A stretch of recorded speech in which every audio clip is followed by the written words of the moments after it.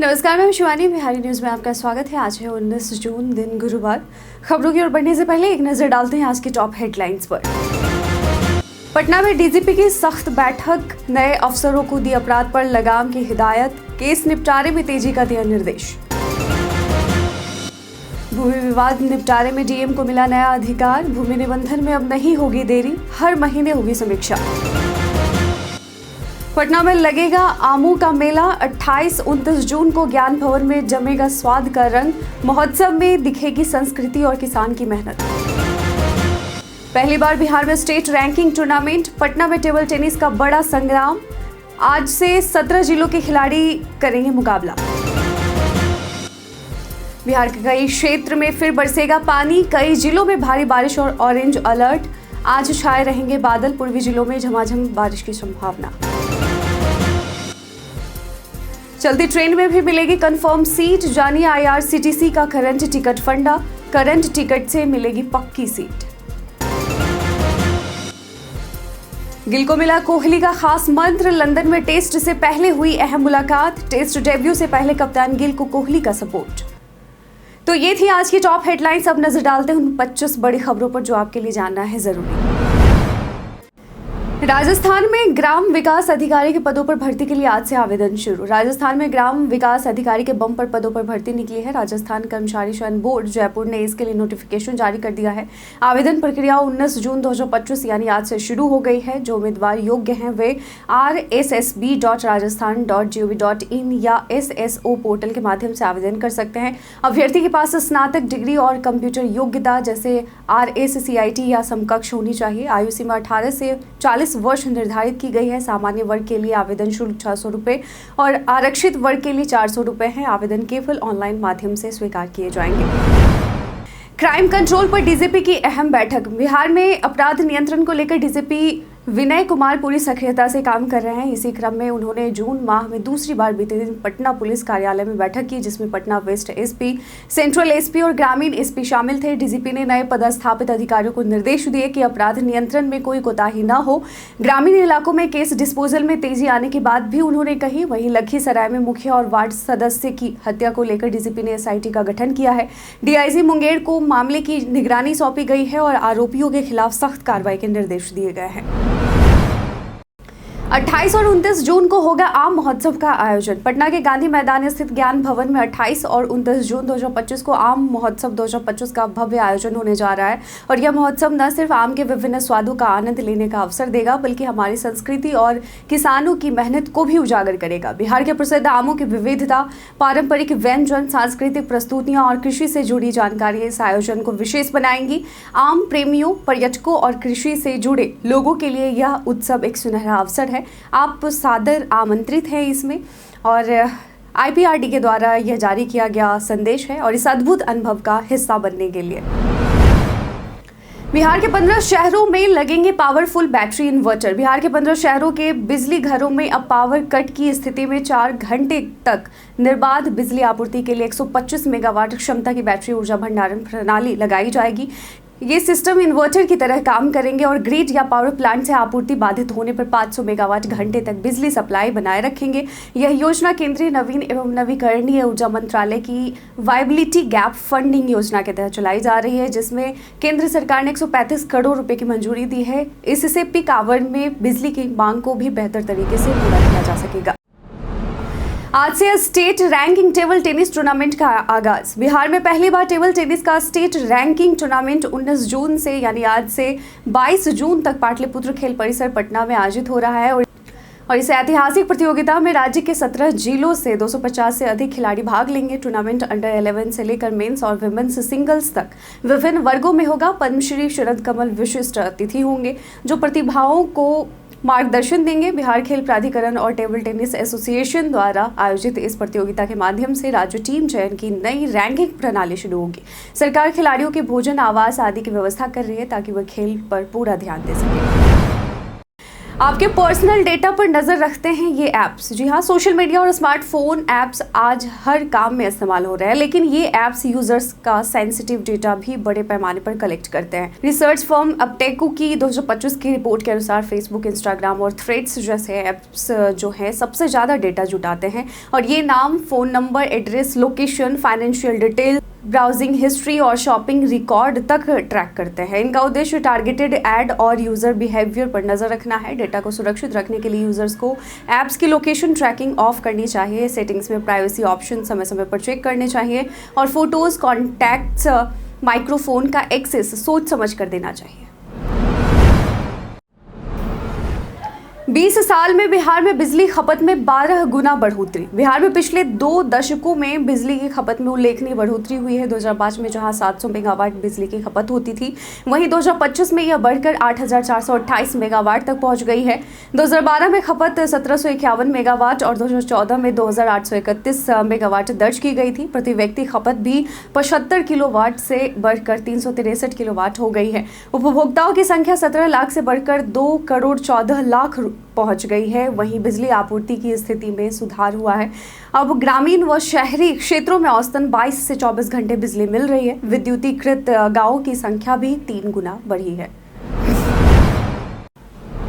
बंध्याकरण व नसबंदी के बाद मिलेगी मुफ्त एम्बुलेंस सेवा। बिहार स्वास्थ्य विभाग ने परिवार नियोजन कार्यक्रम को सशक्त बनाने के लिए नई पहल की है। अब बंध्याकरण और पुरुष नसबंदी कराने वाले लाभार्थियों को अस्पताल से घर तक मुफ्त एम्बुलेंस सेवा प्रदान की जाएगी। पहले यह सुविधा केवल प्रसव के बाद महिलाओं, नवजात शिशुओं और गंभीर मरीजों को मिलती थी, लेकिन अब यह व्यवस्था राज्य भर में लागू होगी, जिससे लाभार्थियों को सुविधा मिलेगी और परिवार नियोजन के प्रति जागरूकता भी बढ़ेगी। इनसे जनसंख्या नियंत्रण के प्रयासों को बल मिलेगा। इस संबंध में सभी सिविल सर्जनों को निर्देश भी जारी कर दिए गए हैं, ताकि लाभार्थियों को सुरक्षित घर पहुंचाया जा सके। बिहार में पहली बार ई वोटिंग के लिए पंजीकरण शुरू। बिहार में पहली बार नगर पालिका चुनावों में ई वोटिंग की सुविधा शुरू की जा रही है, जिसके लिए मतदाता पंजीकरण प्रक्रिया जारी है। अब तक 9,000 से अधिक लोगों ने ई वोटिंग के लिए पंजीकरण कराया है। राज्य निर्वाचन आयुक्त डॉक्टर दीपक प्रसाद के अनुसार 1,600 मतदाता आम चुनाव और 7400 मतदाता उपचुनाव के लिए ई वोटिंग करना चाहते हैं। राज्य निर्वाचन विभाग ने कुल 50,200 पंजीकरण का लक्ष्य रखा है। आम चुनाव के लिए 23 जून और उपचुनाव के लिए 22 जून अंतिम तिथि निर्धारित की गई है। पंजीकरण e voting SEC Bihar app के माध्यम से किया जा सकता है। बिहारी पर्यटन में आज हम बात करेंगे खरौना नहर की। बिहार के मुजफ्फरपुर में स्थित खरौना नहर गर्मी के मौसम में सुकून और ठंडक का अनोखा ठिकाना बन गया है। पताही हवाई अड्डा के सामने स्थित यह नहर लोगों के लिए किसी वाटर पार्क से कम नहीं है, बल्कि उससे कहीं अधिक मजेदार और प्राकृतिक अनुभव देती है। यहाँ हर उम्र के लोग नहाने, तैरने और पिकनिक मनाने आते हैं। चिड़ियों की चहचहाहट, पानी की कलकल और हरियाली इसे गोवा जैसा अनुभव देती है। सोशल मीडिया पर वायरल होती तस्वीरों ने इसे सेल्फी पॉइंट भी बना दिया है। भीड़ और गंदगी की समस्या जरूर है, लेकिन जल्द ही सफाई और सुरक्षा के इंतजामों की उम्मीद की जा रही है। चलती ट्रेन में कंफर्म सीट पाने का आसान तरीका। बहुत कम लोग जानते हैं कि ट्रेन चलने के बाद भी कंफर्म सीट मिल सकती है, और इसका आसान तरीका है IRCTC का करंट टिकट फीचर। जी हाँ, ट्रेन का चार्ट बनने के बाद जो सीटें खाली रह जाती हैं उन्हें IRCTC ऐप, वेबसाइट या स्टेशन काउंटर से बुक किया जा सकता है। बुकिंग के लिए IRCTC ऐप खोलें, लॉग इन करें, ट्रेन पर क्लिक करें और चार्ट वैकेंसी सेलेक्ट करें। ट्रेन नंबर, तारीख और स्टेशन भरकर उस क्लास में सीट चेक करें जिसमें आप सफ़र करना चाहते हैं। सीट उपलब्ध हो तो तुरंत बुक करें, या ट्रेन में TTE से संपर्क करके भी टिकट ले सकते हैं, और यह फीचर आपको आखिरी समय में भी कंफर्म टिकट पाने का मौका देता है। भूमि विवाद निपटारे में DM को मिला नया अधिकार। बिहार सरकार ने भूमि विवाद और निबंधन प्रक्रिया को सरल बनाने की दिशा में बड़ा फैसला लिया है। अब जिला पदाधिकारी को खिसरा नंबर को जमीन की रोक सूची से हटाने या उसमें जोड़ने का अधिकार दिया गया है। इससे पहले यह प्रक्रिया धीमी थी, जिससे नागरिकों को कठिनाई होती थी और राजस्व संग्रह प्रभावित होता था। अब हर माह इसकी समीक्षा भी अनिवार्य कर दी गई है। यह निर्णय मद्य निषेध, उत्पाद एवं निबंधन विभाग के सचिव अजय यादव द्वारा जारी आदेश के तहत लागू हुआ है। सरकार को उम्मीद है कि इससे भूमि निबंधन प्रक्रिया में तेजी आएगी और आम जनता को राहत मिलेगी। कुश सिन्हा ने सोनाक्षी संग निर्देशन अनुभव साझा किया। शत्रुघ्न सिन्हा के बेटे कुश सिन्हा फिल्म निकिता रॉय से बतौर निर्देशक बॉलीवुड में डेब्यू कर रहे हैं, जिसमें उनकी बहन सोनाक्षी सिन्हा मुख्य भूमिका निभा रही है। कुश सिन्हा ने बताया कि उन्होंने यह कहानी इसलिए चुनी क्योंकि वे करियर की शुरुआत में कुछ अलग और हटकर करना चाहते थे। फिल्म सच्ची घटनाओं पर आधारित है और एक लड़की की कहानी दिखाती है जो ऐसी दुनिया में फंस जाती है जो उसकी सोच को चुनौती देती है। सोनाक्षी के साथ काम करने को लेकर कुश ने कहा कि सेट पर वह बहन नहीं, एक प्रोफेशनल एक्ट्रेस थी। शूटिंग मजेदार रही, बस आइसक्रीम के रंग को लेकर हल्की बहस हुई।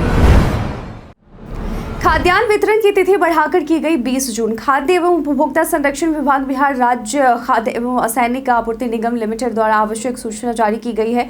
राष्ट्रीय खाद्य सुरक्षा अधिनियम के अंतर्गत आने वाले लाभुकों के लिए जून 2025 के खाद्यान्न वितरण की अंतिम तिथि को 15 जून से बढ़ाकर 20 जून 2025 कर दिया गया है। जिन लाभुकों ने अब तक अपना खाद्यान्न प्राप्त नहीं किया है, वे अपने नजदीकी जन वितरण प्रणाली विक्रेता से ई-पॉस मशीन द्वारा बायोमेट्रिक सत्यापन कराकर 20 जून तक खाद्यान्न प्राप्त कर सकते हैं।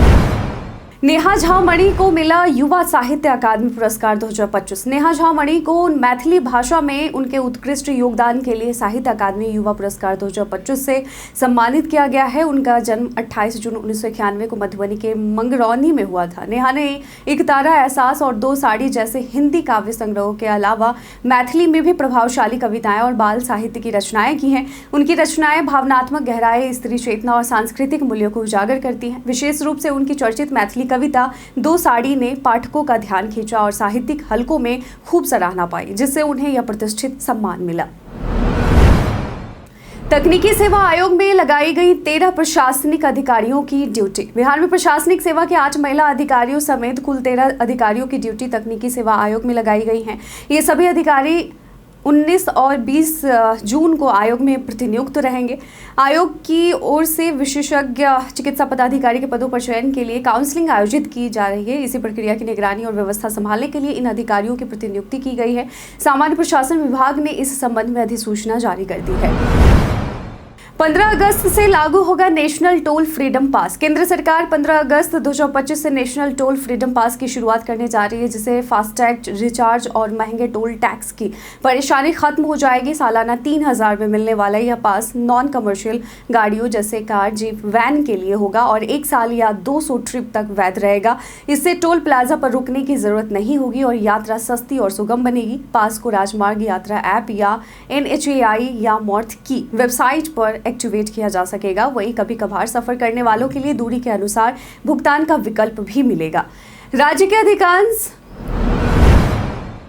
के अधिकांश जिलों में आज बादल छाए रहने की संभावना। बिहार में 19 जून को भी मानसून सक्रिय रहेगा और मौसम का मिजाज बरसाती बना रहेगा। राज्य के अधिकांश जिलों में बादल छाए रहेंगे और हल्की से मध्यम बारिश होने की संभावना है। पूर्वी बिहार के कई जिलों में भारी बारिश जारी रह सकती है, जबकि पश्चिम चंपारण, किशनगंज, अररिया, भागलपुर और जमुई जैसे जिलों में अत्यंत भारी वर्षा की चेतावनी है। आंधी और बिजली गिरने की घटनाएं भी हो सकती हैं, जिसे प्रशासन ने कई जिलों में ऑरेंज अलर्ट जारी किया है। हवा की रफ्तार 50 किलोमीटर प्रति घंटे तक पहुंच सकती है। लोगों को सतर्क रहने की सलाह दी गई है।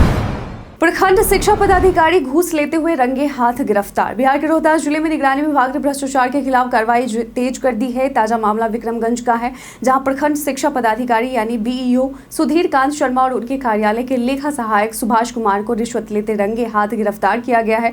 और ये दोनों आदर्श मध्य विद्यालय गोटपा के शिक्षक विद्याभूषण से ट्रेनिंग एरियर भुगतान और सर्विस बुक संधारण के नाम पर 20,000 रुपए की मांग कर रहे थे। शिक्षक ने निगरानी विभाग को सूचना दी, जिसके बाद टीम ने छापेमारी कर BEO को 7600 और लेखा सहायक को 7,000 रुपए लेते पकड़ लिया। पिछले 1 महीने में यह चौथी गिरफ्तारी है।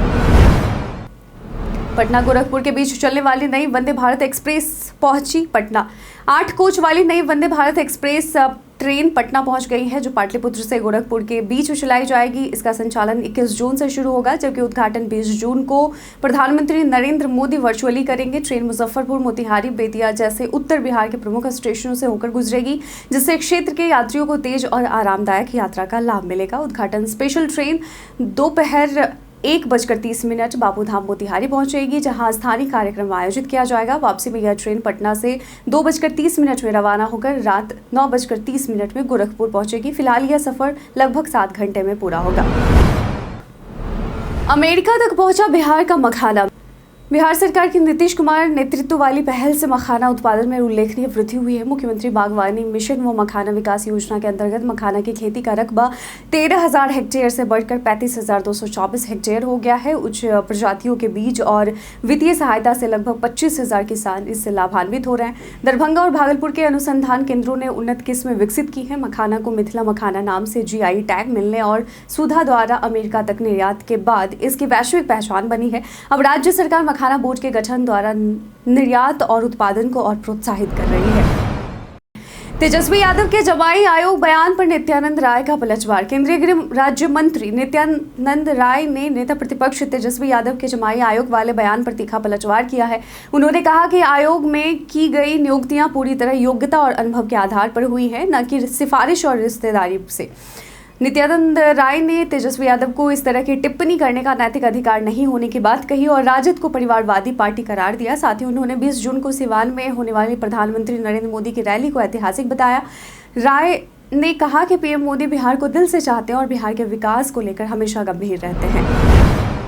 तेजस्वी यादव की तीखी टिप्पणी, नीतीश की लगाम RSS बीजेपी के हाथ। बिहार विधानसभा चुनाव की तैयारियों के बीच नेता प्रतिपक्ष तेजस्वी यादव ने मुख्यमंत्री नीतीश कुमार पर तीखा हमला बोला है। तेजस्वी यादव ने ट्वीट कर दावा किया कि नीतीश कुमार की लगाम RSS और बीजेपी के हाथ में है। उन्होंने कहा कि राज्य सरकार RSS की नीतियों पर चल रही है और यह बात नीतीश कुमार की किचन कैबिनेट के एक मंत्री ने भी सार्वजनिक रूप से स्वीकार की है।